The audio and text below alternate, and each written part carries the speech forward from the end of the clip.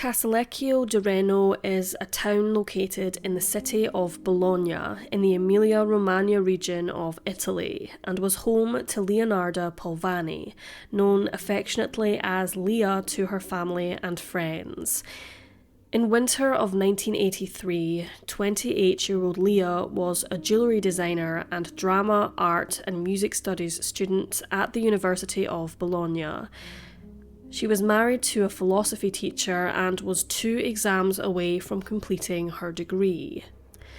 On the evening of the 29th of November 1983, her husband eagerly awaited the return of his wife. Through a window, he saw her driving in the direction of the garage beside the apartment. However, with time ticking by and no sign of Lea, he became concerned. At 9 p.m, he phoned his wife's parents, who lived in close proximity of the couple's home.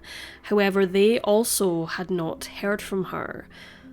Other friends and relatives confirmed his fears. In a panic, he darted towards the garage of their home, planning on taking his car around the town to search for his wife. Confusion fell over him as he found Lea's car parked beside his vehicle in the garage, which lay approximately 5 meters from their shared apartment. He ran his hand over the hood of the car and felt that the engine was still warm, yet there was no sign of Lea. After 2 hours of frantic searching, he called Italian police, known in the country as the Carabinieri, who officially began their investigation into Lea's disappearance 24 hours later. Earlier on the 29th of November, Lea Polvani had travelled by car to a friend's residence, arriving at approximately 5 p.m, where she showcased pieces of jewellery. Following this, Lea and her friend went to another friend's house, with Lea bidding both of them a farewell at 7:15 p.m, stating that it would be best for her to return home so that her husband wouldn't worry about her whereabouts. The Carabinieri took statements from many residents in the apartment building and surrounding areas, and were curious to hear similar sightings of a dark Fiat 128 roaming around the streets in the days before Lea's disappearance. The vehicle was said to be stationary around Polvani's apartment on at least 3 separate occasions up until her vanishing, with what witnesses described as 3 men inside of the car. One man, estimated to have been between the ages of 30 and 35 with a moustache, was seen standing outside of Lea's apartment at approximately 6 p.m. on the day in question, and was reading the names listed outside the door. The man then quickly returned to the Fiat.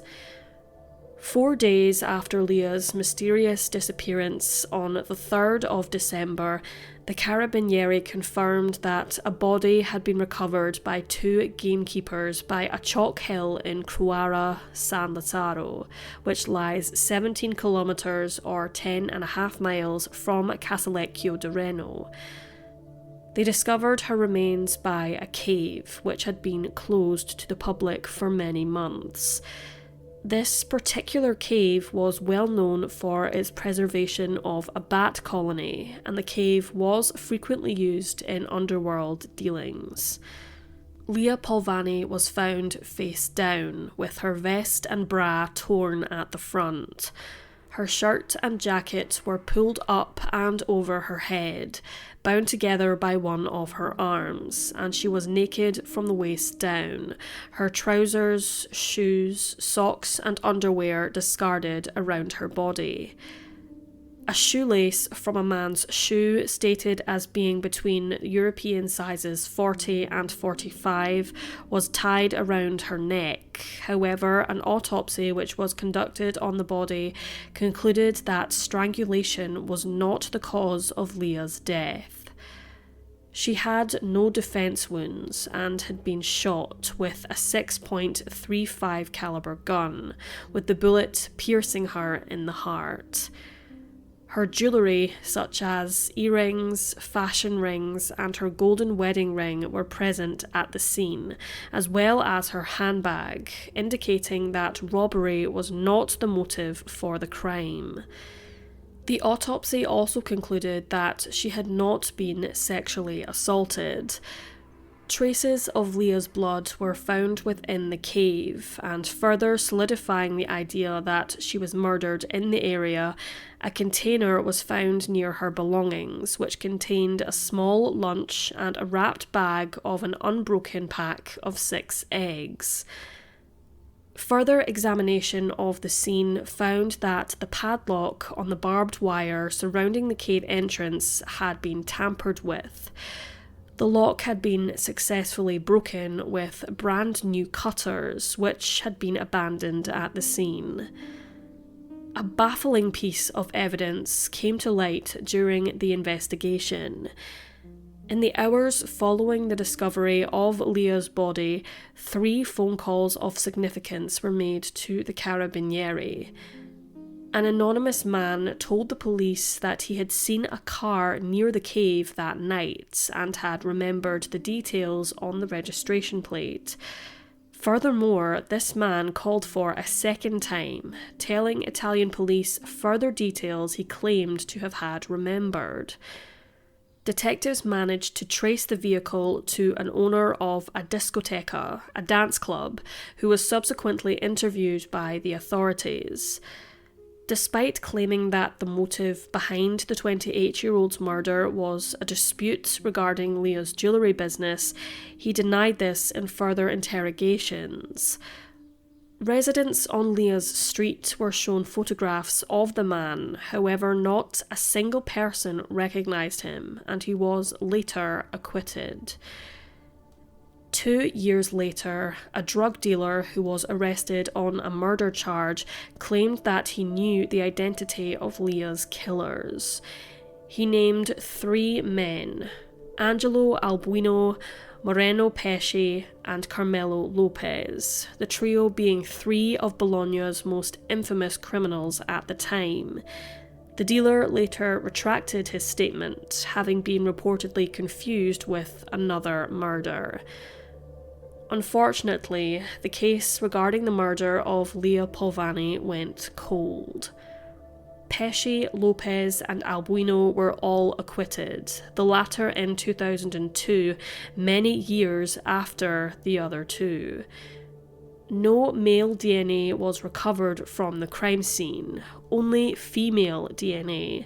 However, sources are not clear on whether all of the DNA evidence belonged to Lea Polvani. A former member of the Carabinieri, Fernando Misseri, who was fired from his job after committing several robberies, spoke of a man named Pietro Montequilla, who approached him in the days after the discovery of Polvani's body. Pietro allegedly told him that he had seen the car parked in front of the cave.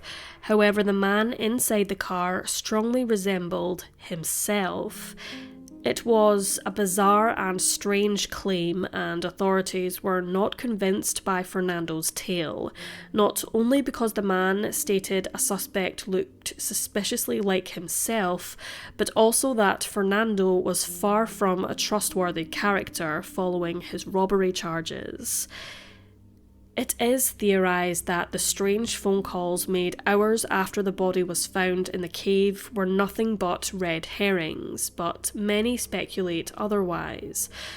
Was the crime committed by a single perpetrator or a group? Lea had no known enemies, and according to her loved ones, had never been involved in dark dealings. Was she killed in the vehicle seen by witnesses or in the cave itself? The lack of DNA evidence and use of such a small, quiet weapon possibly points to an organised and premeditated killing. Was the anonymous man who made the phone calls her killer?